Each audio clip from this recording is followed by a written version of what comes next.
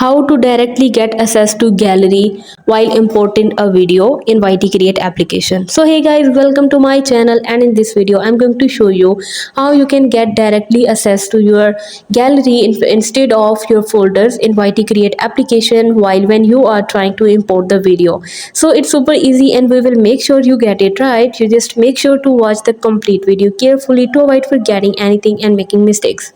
So let's get started. Open the YT Create application, and you can see when I open the YT Create application, they give me access to the folders. But I don't want the folders to get access. I just want directly to access my gallery. So all I have to do is I can just simply tap right here on this gallery icon, and you can see it will give me the photos and the videos of all of my data.